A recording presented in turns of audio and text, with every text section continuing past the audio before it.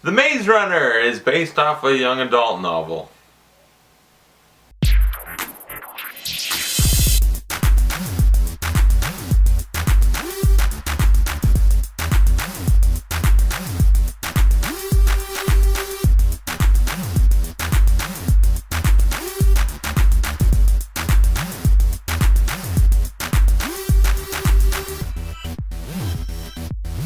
The Maze Runner, as I said, is based off the novel, and it stars Dylan O'Brien and other people. I should look up their names. It also stars Scodelario. That's a tricky name. Will Poulter, who you might have seen in We're the Millers or something. Is that what it was? Thomas Brody Sangster. Yeah, a bunch of young boys and the one girl I mentioned. And it's directed by Wes Ball. And the story is basically a bunch of young guys on an island, a girl shows up, and it turns into a terrifying story of sexual assault. No, that's not it.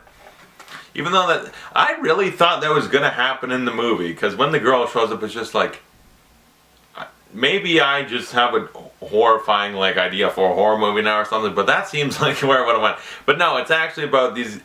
Dylan O'Brien just wakes up in an elevator, goes up to somewhere, and suddenly he's in this place. It's locked down, and there's all these guys. The way I'm describing it makes it sound so wrong. It's just he's alone, there's all these guys with him. No, it's not that.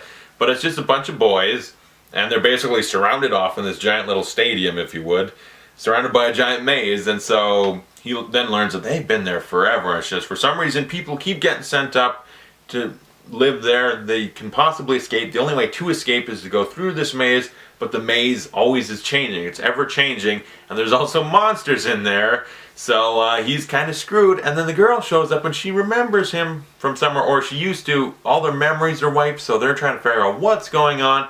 And this movie actually is really good, even though I initially made it sound like a weird porno. I'm a little worn out from all these adaptations. It was okay with Harry Potter, and then Twilight just ruined it for everyone for a while, but thankfully that's dead now. Hunger Games made it really awesome with Catching Fire, but then it's like Divergent. Yeah, that was actually pretty good, but it's not amazing. And then The Giver I actually thought was pretty good. Maybe I should review that actually. It was a while ago I saw it, but I feel like reviewing it anyhow.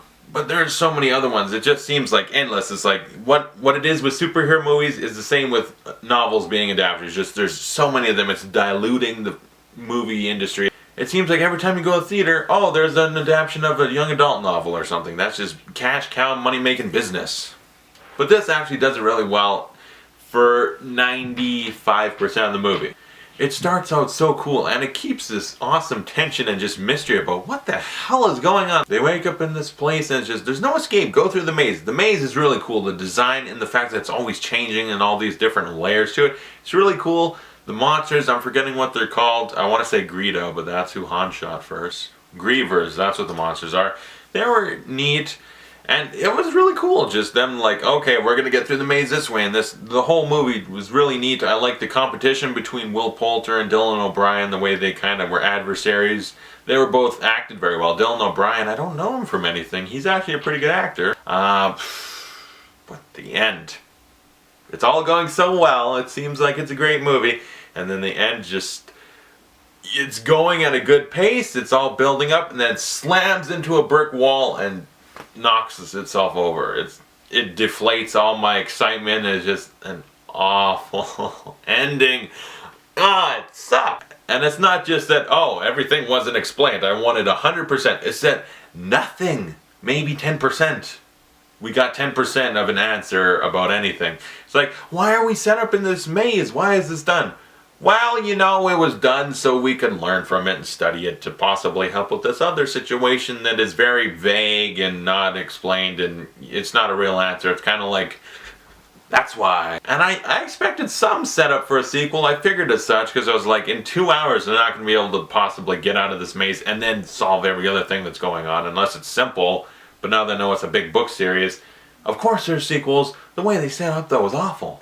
So vague in the fact that, yeah, next time, okay?